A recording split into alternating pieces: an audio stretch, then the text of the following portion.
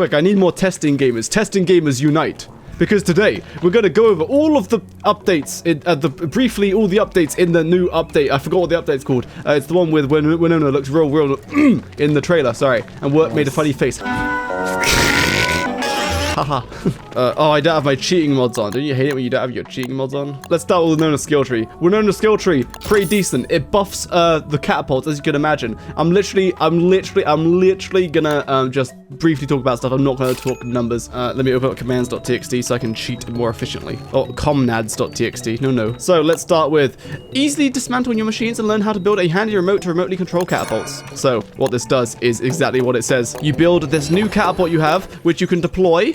Very cool. And then, oh, you can dismantle it and then pick it up and take it with you. Wow. You can do that with all of her stuff now. All of it. Her generators, her spotlights, her catapults, all of her stuff. And then you can build this new handy remote, which requires one electrical doodad. This is used to control the catapult. But right now, the catapult is not being fueled, so nothing will happen. And the catapult is not armed because there's no generator. So here's a normal generator. Bam. It's now within range of the catapult. Then you can use the handy remote to do nothing. Because I haven't unlocked those skills yet. Gadgets placed next to a generator or generator recharge 100% faster. So you see this remote, kabam, I put it within range of this, and now, kabam, it's now 100% because it recharged, wow. Then we've got generators and generators no longer consume energy while they're not in use. Machines connected to generators won't consume energy while in sleep mode. This is pretty essential because normally there's always a drain on your generators when they have fuel in them, but not anymore, and now your catapults will go to sleep as well, so they stop draining fuel. Very cool. Recharge only works for remote. The recharge works for all of her gadgets, and more of her gadgets you get later with these two skills. Next is upgrade your spotlights to illuminate a large area. We tested this in the other video, but basically it just illuminates a larger area, sure, and it gives off heat when it's in winter, and during winter the spotlight will blast you all the time to keep you hot within its range. So here's the new deployable spotlight. Slap that down, and it's turned off because it's daytime, but let me just make it winter. And it's gonna blast me even though it's daytime because it's keeping me hot. And yeah, it's got a very big air effect now. Pretty cool. So now it's nighttime. You better see it a little better. Haha, those Winonas are going to perish. Haha. So yeah, pretty good, and it's generating you heat. And if I switch to autumn, it shuts off during daytime.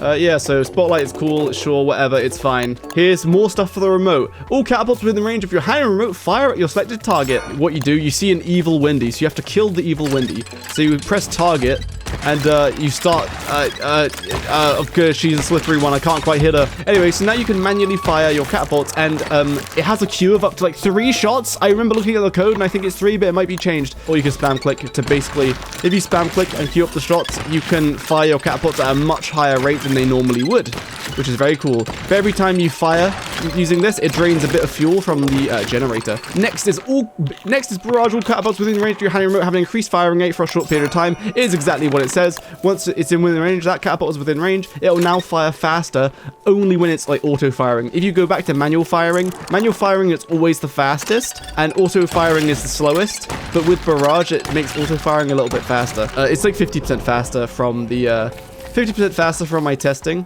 So this is under the effect of barrage. That might not be exact. I'm not counting the frames. I'll count the frames in the Winona guide in on the main channel. So that's what barrage does. Moving on, we have generator efficiency 1, 2, and 3. They do 25%, 50%, and 100%. So basically any fuel that you put in will last twice as long with all 3 skills enabled. So it's fine. Pretty optional though, but it's fine. Now we have rapid fire. Now this might look good, but it's actually not very good. So this is tune up your catapults so they increase their fire rate by 5, 10, and 20%. This only applies when they are auto firing. So if you don't plan on auto firing, then it's not that good. And also, when I tested, goodness gracious, when I tested in the beta, if you hit barrage, the firing rate doesn't change anything because it's under the effect of barrage. But that might be changed now. Next we have middle fire your catapults deal 25%, 50%, and 100% larger area of effect damage. So yeah, it just doubles the area that it can do damage to. Pretty straightforward, very cool. Potentially a damage increase because catapults can miss sometimes. Alright, so we're going to keep doing the catapult stuff, so I'm going to unlock this one. Learn how to utilize nightmare fuel as a fuel source for generators. So that's for this stuff, this normal generator. Now, you have a nightmare fuel, you slap it in, kabam. It's now using that. Why is there a cistern highway? And yeah, nothing changes. It does the same amount of damage. You're just using nightmare fuel instead of nitrate. So you need the sanity. Understandable. Understandable. Leads to my girlfriend out focus. Alright, then we have you learn how to utilize pure horror as a fuel source for generators. Now this actually does something a little bit different than the nightmare fuel one. So you got yourself some pure horror. You slap it into the generator. And suddenly, whoa, your catapults become balls. And they deal a little bit more damage. Activate stupid crown. There we go. So now we are doing a nice 30 planar damage, which is pretty neat. And the rest is physical. So yeah, it turns it into planar and it gives it a buff. Very cool. Yeah, and also pure horror as fuel is expensive as hell and no one's gonna do this, but it's a thing. Next, we have use your handy remote to select a target for a shadow-infused catapult attack. So for this, you need your handy remote and you need your generator to be fueled with pure horror, otherwise it doesn't work. So it needs to have pure horror loaded in there. And then here's your planar strike, and then you click, and then kabam! It is, why is it only doing 30 damage? What's happening? This used to do 120 damage. Oh my goodness, they nerfed it so much. Okay, so this used to do 120 damage, but now it only does 30 damage. But it is pure planar damage, so it does pierce all physical damage reduction, including the crown. See how the damage is going all the way through? And there's a little effect that you can see here. I'm just going to dismantle one of these catapults. You can also see that every time you fire, you get a big area effect of the... oh, we just need to kill the Wendy. Oh, I killed the Wilson. You get a big area effect of roses, and this area effect is influenced by this skill, the explosive volley. So I'm going to turn that up to max, and then I'm going to make myself a nice new generator, because Roy destroyed mine. And now we fire it. You can see that. Kabam! It's a much bigger area effect. So that is the area effect of the roses. Very cool. And what these roses do is it damages hostile enemies over time. Pigman, 34 damage, 34 damage, 34 damage. So for this, it's kind of good for setting up an arena beforehand with these flowers. And they do last a substantial amount of time. They will last for most boss fights. Like, it is at least a couple minutes, I believe. It's 20 planar and 14 physical. Cool. Have a good day. I'm being pillowed. Next, we have... learn how to utilize enlightened shards as a fuel source for generators. So now we're onto generators, not generators. This area is a bit cluttered now due to my actions, so I'm gonna go somewhere else. What's up, guys? It's the merm blender, but it's leveled up. How are pigs spawning like that? Because I'm using commands and cheating. So now, I got this shard. Socket. So this provides infinite energy, technically. The only caveat is... it can burn out. So if you use it too much, with 3 catapults, you can see, oh no, it does provide infinite energy, but it's now on cooldown because I drained it too fast. So you can put more enlightened shards in to increase the capacity of each, how fast it drains. So yeah, cool, infinite energy, very epic. That has a lot of interactions. Learn how to utilize pure brilliance as a fuel source for generators. So same thing with nightmare fuel, except pure brilliance. You jam that in there, and suddenly, we're going to unlock planar. So like before, you get some planar damage, and it just does a little bit more damage overall, 47, very cool. But now, with planar shot enabled, what does the lunar planar strike do? Well, if we just planar strike this tree, oh my goodness, it dug it up, that's crazy. Oh my goodness, I ripped up a tree guard. 2 tree guards just spawned apparently. Well, planar strike them, kill! Oh goodness, I ripped up all the trees, but I also burnt out my 2 gems. My 1 gem. So that's what Lunar Planar Strike does. It can rip things up from the ground, like farming trees and such. But Jakey, what if you combine them? If we put a normal generator down and we load it with pure horror, we have mixed balls. We have light and dark. And they do the same thing. Wait, they're doing... oh yeah, never mind. Someone save my catapults, don't let them die. So now with my mixed planar balls, they deal seemingly a little bit more damage. As you see, we're now doing 40 planar damage. But what happens when you planar strike with the mixed balls? Well, bam! You get both effects. And seemingly I just did 120 planar damage. So when you planar strike with both balls, you do 120 planar damage. And you get both effects. So you rip up stuff and you plant the roses. Very cool. So mixing it is good. but you burn through a lot of pure horror, so it's kind of expensive, but it's still cool. And that's for all. We've covered all the catapult stuff now, so now we're going to move on to the 2 affinity skills, and we're going to start with Charlie's side. Alright, so next, ignore the chaos in the background. We have the Shadow Seeker 1, the Queen imparts the enchanting glasses, blah blah blah. Yes, yum yum yum. So you can unlock these rose-colored glasses. Wow, I love glasses. Nice. And now you can inspect stuff that's related to Charlie to get some free nightmare fuel. Oh, look, a touchstone. Let's closely examine it. Oh, a dark vestige. Yum yum yum. Whoa, free nightmare fuel with a cool animation. Very cool. Rare chance of pure horror. So there's a rare chance you'll get pure horror instead of nightmare fuel. Alright, and then we're going to unlock Shadow Seeker 2.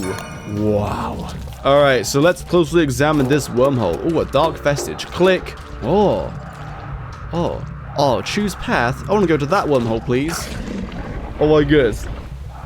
Wow, I get to choose which wormhole I come out of as long as I've found the wormhole on the map. That's what the second glasses do. You can do that. They also do a few other things. Let's go over them real quick. Ooh, what's this? Closely examine. Okay. A rose bridge. Oh my goodness. So now you can cross very small bodies of water. So this is good for getting between biomes. Like, actually really useful. So you can use it as much as you'd like. Wow. Anyway, so I closely examine the flower. Ooh, it turned into a rose. Activate dark vestige, and I acquire a fragile rose. Now, what happens when you have a fragile rose? Well, what happens is when you attack Cat Person Television will turn around and kill you. But Jakey, why are you dying? Well, it's to show off what this does. Oh my goodness. Charlie, save me. And what happens? I get teleported back to, the rose that I enchanted earlier. Does the nightlight thing not work anymore? Does it always go for roses, then nightlights, then portal? Gonna examine this flower, activate it.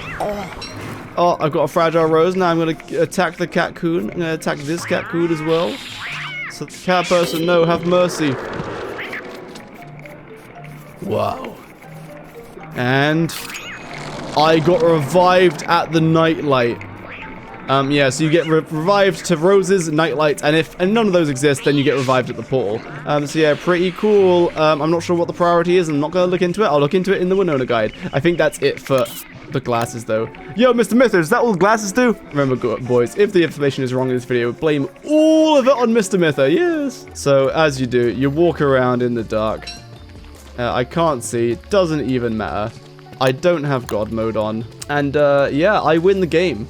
My sanity's going down, but, that doesn't matter. Because Charlie's not attacking me. Because, now you have Charlie immunity, which is cool. Then the only skill left is Founders Keepers. So, bam. You unlock that, and now you can make the Inspectacles. Wow. Oh my gosh, there's a beep on the left side of the screen. Let's go towards the bleep. Oh my gosh. Cash box. And what are we getting? We got a doohickey, electrical doodad, scrap, and a calibrated perceiver. Oh my goodness, no way. So that's what you get from the normal cash boxes. So we have unlocked Founders Keepers 2. So to have this, you can't have Shadow Seeker 2 enabled. So you have to pick between Shadow Seeker 2 or the Advanced Inspectacles, or this skill. So now we're going to make the Inspectacles again, the same Inspectacles, and we'll get a bleep somewhere else on the screen. Ooh. Oh, bleep top right. Oh, advanced cash box. So this actually has a slightly rare chance to, or an uncommon chance to happen. So we got kind of lucky getting it the first time. But you open it, and what are we going to get? Nothing that we actually needed. But now you get these gizmos, which you need for a crafting recipe. TLDR is when you open those advanced caches, you have a chance of finding these things, these unstable transmissions.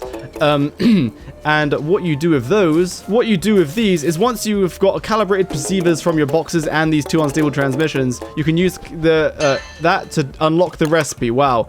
So if you didn't know, that's what the calibrated perceiver does from these boxes. When you scan it on something, you learn the recipe for it. So I've just learned the recipe for the basically the telepad and the telebrilla. That's basically what it is. From Hamlet. So yeah, when you examine something with the calibrated perceiver, you learn how to craft the recipe, which is good for like boss recipes and such. Otherwise, telebrilla time. So portal and teleportation station. You need the gizmos and other stuff you get from the cash boxes to make them. And then you can slap this bad boy down. Place that down. And now it is powered. And now, with the parasol, you can just whoop. And from anywhere on the map, you can teleport to this teleportation station. You can be across the entire map. You know what? That's what I'm going to do. I'm going to go across the map. Goodbye. What's up, Monkey Queen? And then I teleport back. Yeah. And you can teleport between stations. But you can kind of control where you go. Not really. You've got a teleportation there, and then you've got one an equal distance away. So this one is 2 tiles away. I'm going to make another one that is 2 tiles away. So anyway, we're teleporting between these. Oh, is it going to teleport me between all of them? Okay, now it's teleporting between those 2. Oh no, my parasol is out of juice. Got to drop it next to a generator, and now it will charge. Hell yeah. By just teleporting like this, it's just putting me between the 2 telepads. So if you put everything exactly the same distance between each other, and then I can just go like, oh, just a smidge closer to this one, and then it'll teleport me to that one. And then, yeah, back to this one. And then if I wanted to go to this one, a smidge closer to guarantee I go to that one. So you do have to place them very precisely about the map. Otherwise, your teleumbrella will just keep teleporting you between the 2 different telepads, basically. Anyway, otherwise, they teleport you to the closest one available. And it also teleports items that are on the telepad. So if I drop a morsel and grass tuft, it'll teleport those as well. Wow, amazing. So that's Winona's skill tree. Now we're moving on. I'm actually recording the Wurt boss rush as we're doing this video, so that's kind of funny. So I have a slight insight. All right, I'm going to go over this real quick. Amphibian. The more wet you are, the more sanity you gain. This used to be 1 sanity every 10 seconds if you're at max wetness. So if I max out my wetness and minimize my sanity, let's watch the sanity. Crank my sanity down. All right, I'm at 100 wetness. Our sanity's at 1. It's still at 1. It's still at 1. It's still at 1. It's at 2. So yeah, it's about 1 sanity every 10 seconds, so it's not super powerful. This one is all weather scales. Greatly reduces the effect of wetness on your body temperature. It also fairly reduces wetness loss due to heat sources. So what this does is it makes you lose temperature less when you're wet, so like when in spring, so you don't freeze in spring as much. And also, if you're standing next to a heat source, normally you would dry off. You still dry off, but at a slower rate with this skill enabled. So you stay wet for longer to get all of your perks, including the sanity ones. Next is Slippery Hide 1 and 2. Use wetness as protection. Damage will consume wetness instead of health. This does exactly what it says, and Slippery Hide 2 buffs that again, and also makes you gain wetness when you step through corrupted or mutated marsh turf, which we'll get to later. So exactly what the translation here is if we have a mutated Barrow spank me for a bunch of damage. Ooh, he did a lot of damage. So it hits your wetness first, and then it eats away at your health. And it does work with armor. So your armor will reduce the damage that it would normally reduce. Then the damage that gets through your armor will hit your wetness first, then it hits your health. 1 wetness is 0.5 health. So with 100 wetness, it will soak 50 damage. Pigman does 33 damage. Log Suit will reduce that down to 6.6. And then it eats away at 6.6 times 2 of my wetness. So yeah, and otherwise my health is untouched. Then we have Hydra's Healing. Slowly regenerate health when wet. The more wet you are, the more health you regenerate. So let's see, how fast do I generate health? We're at 8 health. We're still at 8 health. We're still at 8 health. We are still at 8 health. Oh, we're at 9 health. So I think it's about 1 health every 10 seconds, same as the sanity one. Next is Mosquito Incognito. Learn to craft a cuddly buddy, making mosquitoes neutral to you. This guy. Little Itchy. 1 mosquito scat, 1 beefalo wool, and now mosquitoes will be neutral to you. Gonna spawn 100 mosquitoes. And they will be neutral to me because they love me because I'm holding this guy. Cool. Next is learn to craft a mosquito-based item, Skeeter Bomb, Fertilizer, and Bloodshot.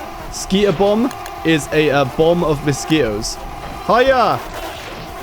And you can't see it because there's a lot of mosquitoes. 1 second. So when I throw this, attack the tree guard. Hiya! Does 59.5 damage, and then the mosquitoes come out and they poke for 3 damage each. But they only attack for a few times before they explode. So it's funny because you can unload a bunch of mosquitoes onto a boss, but it's not very practical, but it is quite funny. And then you have Fertilizer, which is this, which is used to fertilize farm plots. But who fertilizes farm plots? Everyone. You should use crop combos. What are you doing? So this is fine, but it counts as a Glomagoop, basically. 2 Glomagoops, I think it is. Yeah, it's like two Glomagoops. And lastly, you have Bloodshot. This is actually pretty good. It heals you a little bit and then a little bit over time, and then it also can heal your merms. So heal me. Wow. 16 health just like that. And it only requires mosquito sacks, 2 of them. And if I use it on a merm, he's going to go from 391 to 491, so he gets 100 health. Amazing. Now we're going to activate this one, which is basically buffs the items we just went over. So now when I heal for 16 instantly, then 8 over time. And when I give it to my merms now, it will heal him for 100 health, and then 5, 10, 15, 20, 25, 30, 35, 40 health over time. 45, 50 health over time. So 150 health basically. Very cool. And then it buffs the fertilizer again, and your mosquito bombs now pack 6 mosquitoes rather than 4, which means you can farm mosquitoes with these bombs, because it still takes 4 to craft, but then you get 6. Bam, 6 mosquitoes. And then if you have a little itchy in your inventory, you can hold spacebar to pick up the mosquitoes straight out of the air. So it's really easy to farm mosquitoes, to farm more bombs, so that you can farm more mosquitoes, to farm more bombs, to farm mosquito sacks, to farm bloodshots for easy healing. Alright, then let's go for some merm skills. Since Sensible Swamp Flyer is actually kind of bad, when your merms are low on health, they will try to exit the fight and try to regenerate health. But the thing is, merms regenerate health kind of slowly. So what they end up doing is standing by the sidelines, and then they just die anyway, except they weren't attacking. So it's not very good. So probably ignore this skill. Wow, Merm King is here. With the Merm King alive, add stony armor to the King's set of soldiers for greater protection. You give him a marble suit, and you get 5% damage reduction or something. 10% damage reduction. Wow. Taking 45 damage rather than 50. So that's what that does, and that 10% damage reduction is for you and all of the merms on the map. Next is the King's Crown quest. Basically, you give him a Thulsite crown, and all of your merms gain a dodge ability, which has a cooldown. And, whoa, you see that? My merm guards just dodged, and the King summoned more guards. So yeah, it's on a cooldown, but they otherwise will dodge an attack occasionally, completely negating the damage. And then lastly, the Trident. When you give the King the Trident, it does 2 things. One, it gives the merms a 5% damage buff, I believe. Yep, 5% damage buff. But also, you can see right there, the merms have a chance of doing a triple hit, where they throw 3 punches rather than punching once. And it works out so that it's basically just more damage when they do that triple hit. Oh, triple hit. So that's what the King buffs do. Then this one increases the Merm King's maximum hunger. Then it increases it again. Then it decreases how fast his digestion goes down. These skills or whatever, but it means your Merm King will live longer without you feeding him extra. So we're going to recruit a Merm and unlock Shoddy Tool Shed. Oh, what does this do? Whoa, this Merm instantly grabbed a tool and he's going to get to work. So I'm going to till this and see what happens. Oh my goodness, my Merm is getting to work. He's digging things up. Oh my goodness. So all this does is it makes your merms unlock 2 more working abilities, which is tilling and digging. So they'll dig up tree stumps, dig up debris in gardens, and they'll till your gardens, which is actually not too bad. But otherwise, it makes them work just a little bit more efficiently. And then what Toolshed number 2 does is it makes their tools less shoddy. So I think they last longer and or they are more efficient. So they'll take like less chops to chop down a tree. Next, we have the communal kelp dish. With this, it's basically just an easy way to gather merms. So you can only load it with kelp, but then once you do, let's say you had, I don't know, 30 merm guards that you wanted to recruit. You right-click the communal kelp dish, and they'll automatically come to it, and you'll recruit a bunch of free merms. So I think per piece of kelp, you actually get more followers. And then and also it makes them spawn back faster inside their houses. The community kelp dish number 2, so let's delete this one. Get the new one. With the kelp feeder number 2, if you gather merms, you get the same 6 merms per kelp, but you can store more kelp at once. And they spawn faster, and that's it, right? Then you have hard-headed 1 and 2. This gives your merms 30 and 50% damage reduction with a very cheap little armory. So we're going to skip the shoddy one and go straight to the good one. So what this does is, as you can see, they're opening and taking stuff. So this spawns with some logs. For every log and grass you put in here, that will make 1 helmet, which gives your merm guards 50% damage reduction, so it makes them last like quite a bit longer.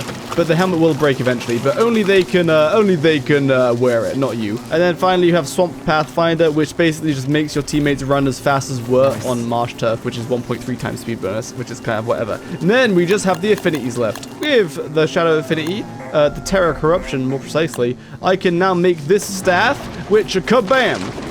Makes temporary marsh turf, and if I attack something, I have like a 50% chance to spawn a Shadow Tentacle, like from the Full Set Club. Wow, look at all the tentacles spawning. Amazing. But now, more importantly, merms.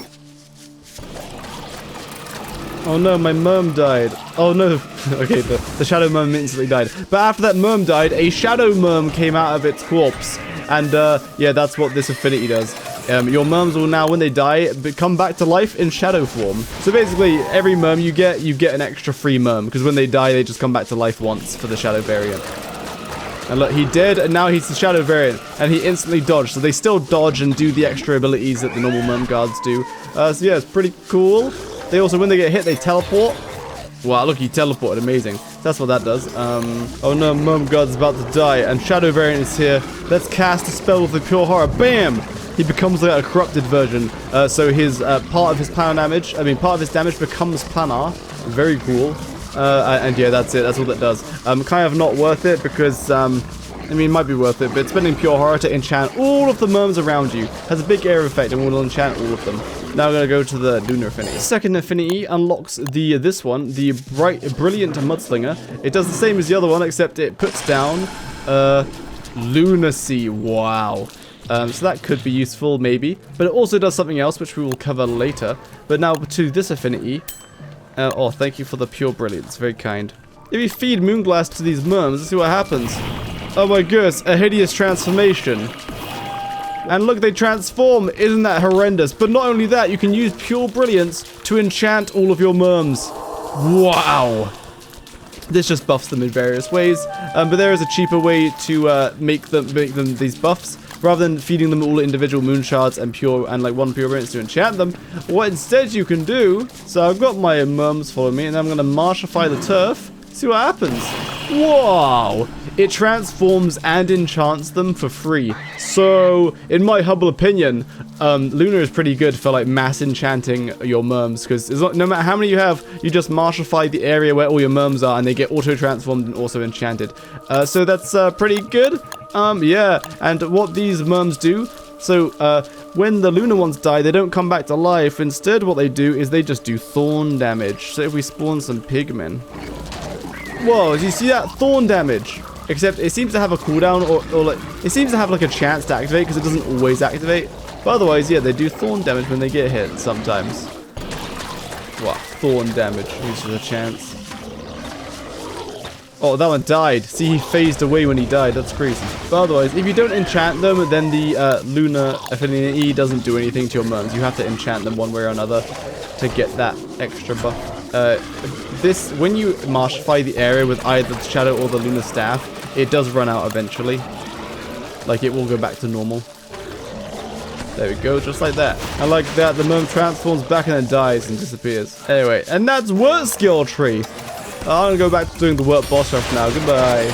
Alright, I was streaming playing Wurt for like 9 hours. I'm back now, back to record this lazy video. Let's go, boys. Alright, so because we've covered Wurt and Winonis, we're gonna play Wendy. So apart from the skill trees, and if you want to know more about the skill trees, you can go watch me stream Wurt, and I might stream Winona if you get lucky. Haha. Alright, let's see.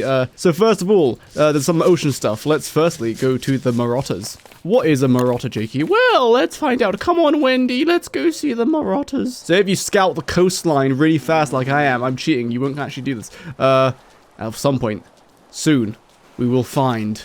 where are they? What the hell? I was going to teleport. Wow, an otter den. Wow.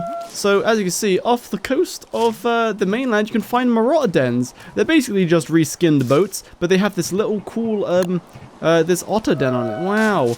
And it spawns 2 otters, and those otters harvest things around, harvest food items, pick up meat, and they'll steal food from you, then store it in the den, and they'll go to sleep in the den.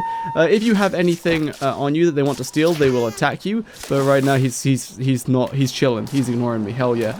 Otherwise they will attack you, like they're attacking that bird, steal the seeds, very cool. So Marotters pretty cool, they drop a meat and a morsel when you kill them. I'm just gonna use God mode and we're gonna punch one. Hiya! Morsel meat. And they drop whatever they've grabbed, of course. They grab like driftwood. They grab anything in the ocean. They even grab bottles. So if you see a Marotter den, kill them because they might have a bottle. Good tip. Alright, anyway. So that's Marotters. The best thing is like usually for Wurt. So if you're Wurt, you can kill their den for some kelp. And then if you row their boat into the shore, you can break it like that. Except I cheated. And then you get more kelp, so you can get your Merm King really fast. In fact, that's exactly what I did in my Wurt boss rush. But, yeah, that's it. Okay, cool. So they harvest things, including kelp. So they're really good at gathering kelp and stuff. But, yeah, cool. On to the next thing. I'm going to humbly cheat and reveal the map because they have been added some new ocean set pieces. You can see the Marotters den there as well. There are new set pieces. Oh, what's this? A set piece? Let's zoom on over there real quick. Whee! Man, I'm just so efficient at cheating. Wow, what's this? Alright, so this doesn't require anything. It is just in the world. You do need a boat, of course. And you will need a pinch and winch from Pearl. And pinch and winch you can get really early. You just need to give her... You need to do one task. And then give her the bottle. And then you can buy the blueprint off her. So it doesn't take a lot to get that from her. Where is the pinch and winch? There it is. So anyway, you've got a boat, you've rowed it in here, very cool. Oh, it's too big. Yeah, out here pinching these winches. Get a driftwood ore. Abigail, help. Oh, it's got it. By the way, if it wasn't clear, I am cheating to get to things faster just to show you them, yes. And we get the sunken chest. And what do we get from this sunken chest? Don't know, let's hammer it. Bam, bam. Oh my goodness. Full slate crown, green gem, blah, blah, blah, blah, blah. Yeah, you get a bunch of ruins loot. It's actually really good. But of course, it's in the ocean, so you have to find it. Good luck finding it. Next is, you see Monkey Island is here. Wow, Monkey Island. Let's go have a skedaddle over here. Once you get close to Monkey Island, your sea stacks will be painted with like yellow and bananas and monkeys and such. So that's just evidence that the monkeys are here because you're in their territory. So if you don't want to be chased down by monkey raids, leave. Speaking of which, there's also a new monkey raid. We might get it, probably not. It's kind of not super common. You can get a monkey raid where instead of them raiding you, you raid them. So they're trying to run away and they have a sunken chest on their boat, which gives loot. But yeah, it's kind of not too rare. You can't commonly get it. There might be a command to make it happen, but I'm not sure. But anyway, new monkey raid, which is actually a benefit. Wait, I just realized that sunken chest gave you 5 green gems. What? That's crazy. Anyway, back to the ocean floor with you. Oh wait, what the hell? Since when do gems float? Epic. Of course they float. What am I talking about? On to the next thing. So here's one thing that's actually very big and makes a big amount of changes for a lot of people. It is building changes. I discovered this because I made a merm trap for my Wurt boss rush, and then after the update, it didn't work anymore. So before, you could like build a sign, put it on the corner of a tile like that, and then you could get 2 walls, and you could place the walls either side of the sign. Oh no, not anymore. So yeah, they changed it, so you can't quite do that as much. It's not the end of the world though, because you can still just put 2 walls down, then build any statue, and then just like move the statue into the wall. You'll do this if you want to manipulate pathing, but now you have to do it with statues. You can't cheat it with signs. So it's a little bit less convenient, but statues are usually more robust anyway. They're a bit more reliable than signs because there's no gaps then. Anyway, so that's a big change that I realized firsthand. There's also a change, you know what, I'm contacting Mr. Mether. We will tell Mr. Mether that the name is Meowie. Oh my goodness, top secret agent Mr. Mether has joined. Build your epic crockpot setup. So with the building changes, some things have got less of a building restriction around them. Some have more of a building restriction, like walls and signs got a building restriction added. Whereas now, with like crockpots, you can actually fit more crockpots, you can fit crockpots closer to your fridge than you could before. Normally, like with my setup, I would do 6, but now you can very easily fit 8 crock pots, which is really good, honestly, because like now you can make pierogies and honey ham. Well, pierogies for sure, maybe not honey ham, but you can make them constantly without stopping, and the crock pots are just closer together. So yeah, you can put kitchens that are 8 crock pots now. So I might have to update my ultimate base video, but that's fine. Ready? So Crab King got reworked, and he's way easier. So we're going to spawn him with the Pearl, which is like the hardest version of the fight. And we're going to do 8 orange gems because it increases his healing. But his healing is like really slow now. You can use an anchor, and I will use an anchor actually.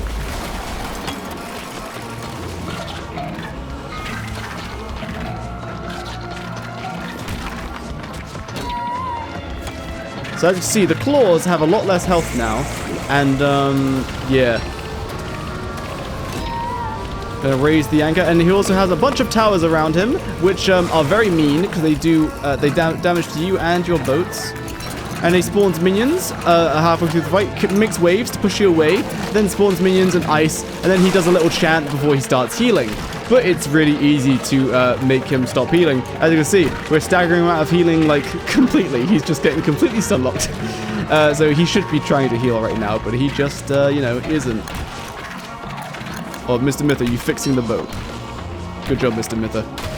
So I can see, it's so easy to... now the ice is breaking, so you have to head back to the boat. If you don't, then you drown. Yeah. Otherwise, that's the fight, basically. It's just that on repeat.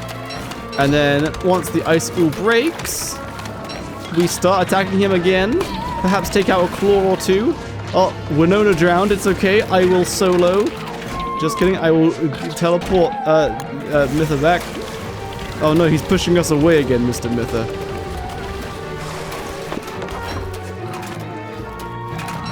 Abigail, kill. Skip to daytime so I can see more. Get him, boys. So basically, yeah, Crab King is just an easier fight now. He's definitely more interesting of a fight, with minions, ice barrier, towers that always shoot at you. And the best gems are basically just orange gems because it buffs his healing, but his healing is so trash that it doesn't really matter that you buff his healing. So yeah. Full orange gems is what I would go for. Oh, look, it's Crab Knight.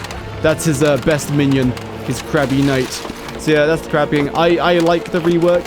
It has been made a significantly easier fight. Way less mechanical. It's just very easy now. Especially if you have 2 people. But even solo, he's very easy. So yeah, that's the Crab King rework. Amaslari has a ton of videos on the Crab King rework. So you can go watch his videos on that if you would like. And then Crab King also drops a few more things. The Crab King bumper kit and messages in a bottle. Messages in a bottle are actually important because, and I'll explain why, because we're going to do that now. Also, in the background, if you can hear my new fan, unlucky because I really like it because it makes me so much cooler in this room. So if you hear it, unlucky, it's staying. So anyway, Crab King bumper kit. You can place the bumper kit and it defends you from everything, except from ramming into land. But otherwise, it protects you from everything, and I think it lasts forever. So it's like the ultimate end game boat protection. And you can cover, like, with one Crab King kill, you can cover, like, most of your boat, I think. And bam! With one drop, you can cover your entire boat. Amazing. Oh, I just learned the Trident blueprint without showing it, but they buffed the Trident to be, like, actually kind of okay as a weapon. And they made narwhals a bit more common, so that way you can actually get the horns easier. So that as a weapon, it does a decent amount of damage. Let me spawn a pigman and show you. Wow, 76.5 damage. That's crazy. So it actually does decent damage. Alright, now we're going to move on to sunken chests. So first, we're going to go to Pearl, because that's really important. And, we give her the broken Pearl. Where'd the broken Pearl go? Goodness gracious. Alright, I've got the cracked Hermit Pearl. So once you kill Crab King, you get the cracked Hermit Pearl. Once you give it to Pearl, something not funny, it's actually heartbreaking, but whatever. You give it to her, and she goes, "Oh no, I'm so sad," and she cries. Oh, thank you for bringing this back to me. Oh, and she's very sad. Anyway, but now when you read messages in a bottle, they always reveal these new, these things. Yes, and these are sunken chests. So I'm gonna spawn in a few bottles for me. Oh, it's currently not working because we're not friendship level 10. But basically, once you kill Crab King normally and Pearl is friendship level 10, she will 100% have these sunken chests. 100% when you read a bottle, it will reveal a sunken chest. And what the sunken chest does is you make a boat, And then you pinch and winch that bad boy up. And you ready your hammer. And basically, you get a bunch of good loot from these chests, honestly, like it's ruins loot and stuff. But the one new thing that we're looking for are the surprising seeds. The surprising seeds are more common the older your world is. We probably won't get one. We did not get it. Oh, we got a walking cane! So yeah, these sunken chests do have good loot, like legit. Walking cane? There it is! It was the next chest. Surprising seed. Now that we got it, I'm gonna spawn in another one.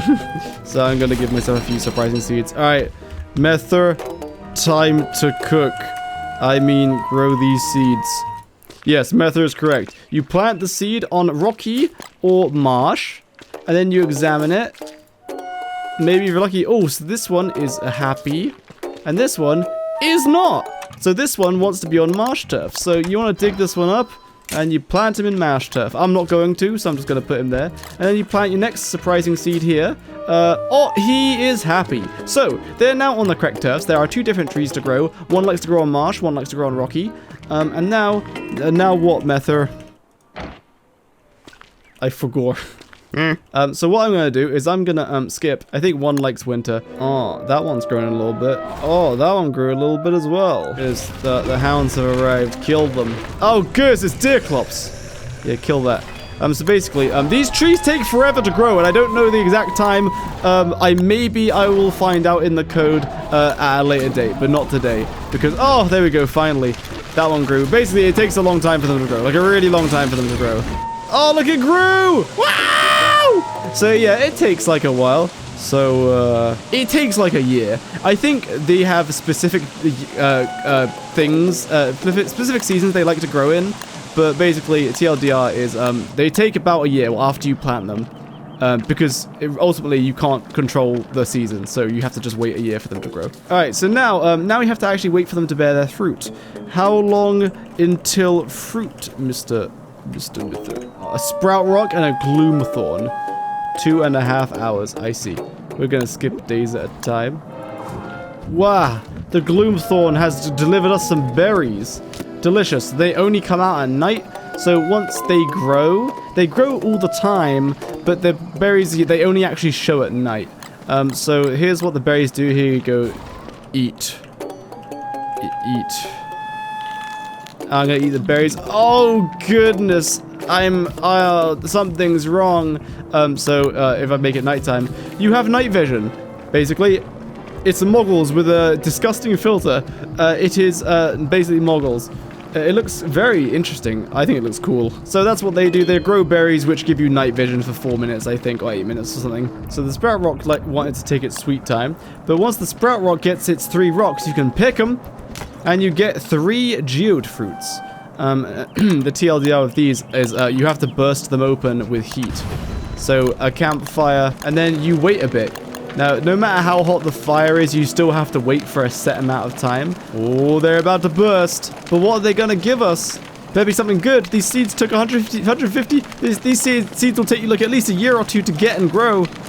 Surely it'll be something good. You will not be disappointed because it gives you... Here we go. Oh my goodness. Gems, blue, orange. It's...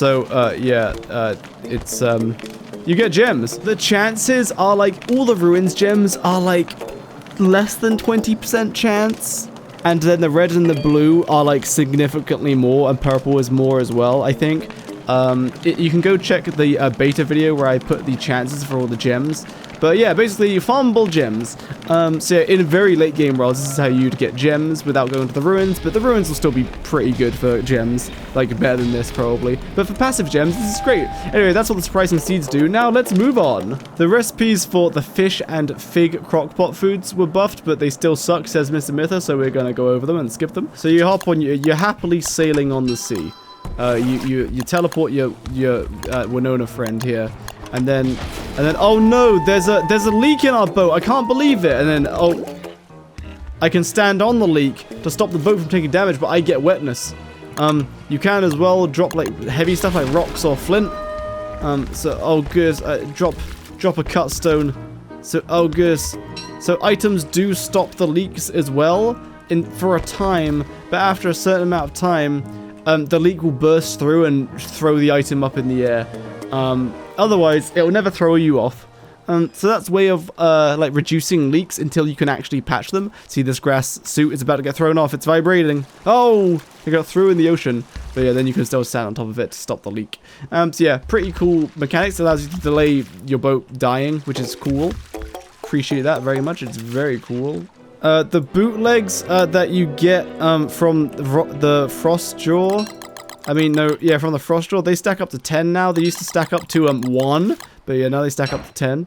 So you can throw your boots all over. Oh, I crashed the game. Well, so there's one thing from the sunken chest that you can get, which is actually quite common, but I didn't actually get it. So we've shown the Crab King bumper. The kelp patch is a boat patch, which is cheaper to make, and it can actually save you pretty easily. It temporarily plugs a hole in your boat, but for like a decent amount of time.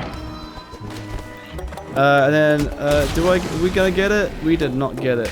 Oh, goose. Oh, this guy's damage was nerfed. Oh, wait, I just spawned another one. So this guy used to do, I don't know how much damage, but now he does, less. He does less damage now. Yeah, 20 damage. Yeah, he used to be able to basically one-shot you. Not quite, but like, Glurm's got annihilated by a shark once. It's very funny. If you ever watch Glurm's stream, make sure to tease him about dying to a shark on one of his Mega Base worlds. Haha. Sunkchest. Surely we'll get the Archaic boat kit. Oh my goodness. Yo, what the hell? We got a pick/axe. Oh my goodness, such good loot. Wow, is that a new skin? Epic new skin. Speaking of skins, go watch my stream because then you can earn a eyebrow skin, which actually I have now. Let me show it to you. There it is. No, it's not. It's not that one. It's this one. The rosy eyebrow. Darn, we didn't get the boat again. We got another surprising seed though. And if you want to see the new skins, I'm not going to show them because I don't really care for skins. But I think the skins this time around are pretty cool. Or so I've been told. But again, I don't really care for skins. I always use default skins. Yes, yes. Oh my goodness, we still haven't got it. Okay, so basically, you get this, an Archaic boat kit. For some reason, we're getting really unlucky and then we're just not getting it. But you get this from the sunken chest. They might have removed it or something. I honestly have no idea. When we did it before, it was never that rare. But yeah, so this Archaic boat kit, wait, again. Oh my goodness, that boat is zooming. That's crazy. Anyway, so yeah, this new boat, it's the same as a normal boat, has twice the health, and it has a cargo hold, which has a ton of space in it, and monkeys cannot steal from it. It's pretty cool. Anyway, that's what I was trying to show you this entire time, but the game just would not play ball, and I couldn't find it, and I found it now, though. Uh-oh. Epic. Now, you know how when you kill bees and Abigail goes crazy and kills 1,000,000 bees? You ever just have issues with killer bees? It's just 1,000,000 killer bees. Don't worry about it. Abigail will kill them all, and now stingers auto stack. See, they've already stacked 2, and if you unload the area, they stack up more. So now they don't litter the base nearly as much. So that's cool. So what used to happen is if you had a cannon and you had it on your boat, what would happen is once you goodness, if you load the cannon and then fired it, it would blast through your boat, like so, including your masts. But now it does not. So you can have your cannon anywhere and fire it anywhere so that it doesn't blast through everything. Except if you want to blast through Mr. Mytha, simply turn off his god mode and then blast through him just like that. And that's how you kill Mr. Mytha. I'm sorry, Mr. Mytha. I am not sorry. So we're gonna pay a visit to the Monkey Queen. We're gonna kill things. Oh, look, a bandana. Tell us the buffs, Myther. Wow, lets you turn a boat's sails faster. That's crazy. Wetness protection. Wow. So these monkey hats got buffed. So these evil cookie cutters you see here, yes? Oh, here, Malbatross spawner. We'll get to Malbatross in a second. So what used to happen is when you mined these things, they would still obstruct your boat, but now they do not. Now, they sit underneath the surface of the ocean. That way, you can actually navigate through these salt biomes. If you just strategically ram your boat into everything. And then, yeah, see how they sit just below the surface? So you can get your boat over them just once you mine them. So that way you don't kind of like stuck. So that's cool. So Ms. Smith says, Malbatross's attack range has been reduced and she produces less force with her waves. Oh, and there's Malbatross. Now let's see how the wave force works. Ready, Mr. Mytha. Oh yeah, she barely pushes anything. So basically, you just don't need an anchor. Like, I didn't really use an anchor against her anyway, but now you just need one even less. Her waves produce very little force now. Before, it was like she would absolutely torpedo you in the other direction. And didn't she have 6,000 health? Anyway, there you go. So Malbatross is easier to fight, easier to find. And I think maybe her health used to be 6k. I thought her health was 6k, but it's 5k now. I always thought it was 6k, but maybe not. Anyway, moving on. Scrappy Werepig again. I spawned him in, so he's going to be broken, but I just want to kill him just so he drops Horizon Expandinator. So Horizon Expandinator you get from this guy, and they increased the range at which you can see with it. So I guess it's a little bit better. So yeah, it's pretty cool. You can see, yeah, you can see quite a bit better, I guess. I can see 1, 2, 3, 4, 5, 6, 7, 8, 9, 10, 11 across 8 high. So 11 across 8 high. Then with this at max zoom, 15, 16 across, and then 12 down. So it's pretty significant. Like, more than 10 or 20%. Very cool. And now, when you kill heavy fish, they drop an additional meat. So, we'll see. Let's murder these, see what they give. He gave 1 meat. He gave 1 meat. He gave 1 meat with an additional morsel, because he was a big one. Oh, look, that's a big meat from a small fish. Oh my goodness, they're dropping so much big meat. What the hell? Very cool. So small fish can drop big meat now, which is pretty neat. Looks like it's 50-50 chance. TY Mr. Mytha for gaming with me. And thank you, Mr. Mytha, for providing the list for me to go over. Make sure to subscribe to Cat Person Television. Give me all of your money on Twitch and go watch my Twitch streams. And then goodbye. Good night, Mytha. Smiley, and make sure to subscribe to Mr. Mytha. Ah, yes. They just bomb. What the? How did you not die? Gosh darn it, he has God mode on. Well.